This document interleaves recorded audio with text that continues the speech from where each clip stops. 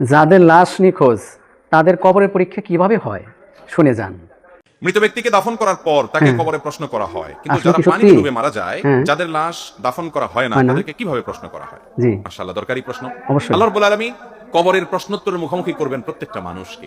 ঠিক। কবরের প্রশ্নোত্তরের মুখোমুখি করার বিষয়টি অগণিত হাদিস দ্বারা যেমন প্রমাণিত, কোরআনে কারীমের আয়াত দ্বারাও প্রমাণিত। কিছু লোক মুনকারে হাদিস, হাদিস অস্বীকারী নামধারী মুসলমান বের হয়েছে, হুম। যারা কবরের আযাব এবং কবরে যে প্রশ্নোত্তর হবে সেগুলোর বিষয়কে অস্বীকার করে। অথচ কোরআনে কারীমে আল্লাহ রাব্বুল আলামিন ফেরাউনের অনুসারীদের সম্পর্কে বলেছেন যে আন-নারু ইউরাদুনা আলাইহা গুদুওয়ান ওয়া আশিয়্যা ওয়া ইয়াওমাল কিয়ামাতি আদখিলু আলা ফিরআউনা আশাদ্দাল আযাব। ফেরাউন এবং তার অনুসারীদেরকে সকাল বিকাল শাস্তির মুখোমুখি করা হয়, আর কিয়ামতের দিন বলা হবে সবচেয়ে কঠিন শাস্তির মধ্যে তাদেরকে প্রবেশ করাবার জন্য, জাহান্নামে দেওয়ার জন্য। তার মানে তার আগে থেকেই তাদের শাস্তি হচ্ছে। এই আয়াত থেকে পরিষ্কারভাবে বোঝা যায়। আর কবরের আযাব বিষয়ে অসংখ্য হাদিস আছে। নবী করিম সাল্লাল্লাহু আলাইহি ওয়াসাল্লাম আল্লাহর কাছে পানাহ চাইতেন, আল্লাহুম্মা ইন্নী আউযুকা মিন আযাবিল কবর। আল্লাহ, কবরের আযাব থেকে আমি পানাহ চাই। তাহলে বোঝা গেল কবরের আযাব এটা সুসাব্যস্ত, সুপ্রমাণিত। এখন কথা হলো, যে ব্যক্তিকে বাগে খেয়ে ফেলেছে, যে ব্যক্তি পানিতে ডুবে মারা গেছে, পচে গলে লাশ মিশে গেছে, যে ব্যক্তি আগুনে পুড়ে ভস্ম এবং ছাই হয়ে গেছে, তার লাশ তো কবরে রাখার সুযোগই হয় নাই। তাহলে তাকে কিভাবে কবরে প্রশ্নোত্তর করা? এর উত্তর হলো, কবরের জগৎটাকে মূলত বলা হয় বারজাখের জগৎ। আল্লাহ তাআলা কোরআন কারীমে বলেছেন, ওয়া মিন ওয়ারাইহিম বারযাখুন ইলা ইয়াউমি ইউবআসুন।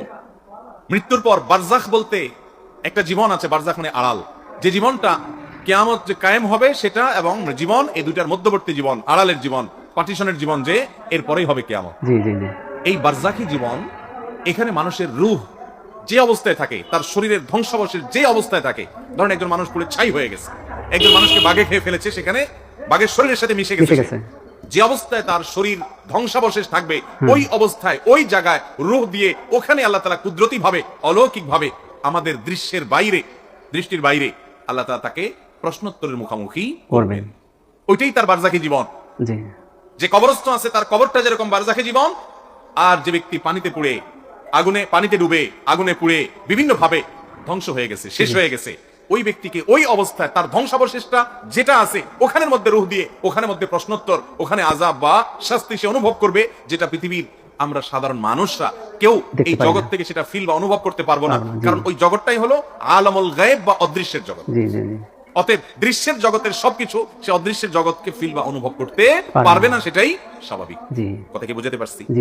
অতএব আলামুল গায়েব সম্পর্কে, অদৃশ্যের জগৎ সম্পর্কে আমরা কোরআন এবং হাদিসের আলোকে যেটুকু শুধুমাত্র প্রমাণিত এটুকু আমরা বলতে পারবো। ওখানে কিভাবে, তার ধরন কিভাবে হয়, ডিটেইল বিস্তারিত বিবরণ আল্লাহ তাআলা একমাত্র ভালো জানেন। কারণ এরকম ভিডিও পেতে আমাদের চ্যানেলটিকে এখনই সাবস্ক্রাইব করুন।